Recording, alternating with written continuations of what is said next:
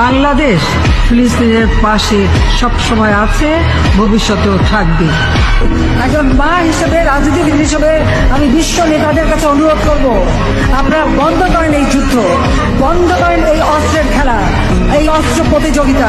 Israel প্যালেস্টাইনের উপরে হামলা করেছে, প্যালেস্টাইনের তো অর্ধেকের বেশি জায়গা তারা দখলই করে ফেলেছে। তো এই যুদ্ধ বন্ধ করতে হবে, আর প্যালেস্টাইনবাসী তাদের ন্যায্য জায়গা তারা যেন ফেরত পায়। কিন্তু আমি সব সময় যেখানে আমি কথা বলছি, আমি আমার কণ্ঠস্বর আমি প্রতি জায়গায় প্রতিবাদ করে যাচ্ছি, কারণ প্যালেস্টাইন আবার তারা তাদের আরব ভূখণ্ডে তাদের জায়গা তারা পাবে, এটা তাদের অধিকার। যারা অনেক সময় মানবতার এত কথা বলে, কিন্তু এই সময় অনেকেই চুপ থাকে, কারণ আন্তর্জাতিক বহু সংস্থা এখন আর কথা বলে না কেন, সেটাই আমার প্রশ্ন। আমরা প্যালেস্টাইনি ভাইদের সাথে সবসময় আছি, আমাদের ছদ্মবতের সর্বরকম সহযোগিতা আমরা অতীতেও করেছি, এখনো আমরা করে যাচ্ছি, এবং এটা আমরা অবশ্যই করে যাব।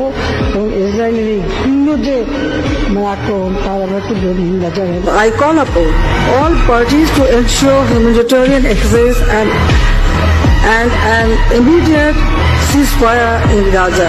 তো প্রত্যেকটা মসজিদে জুম্মার পরে এবং অন্যান্য ধর্মীয় প্রতিষ্ঠানগুলিতে যেন তাদের জন্য দোয়া এবং প্রার্থনা করা হয়। আর শনিবারে আমরা একটা দিন আমরা শোক দিবস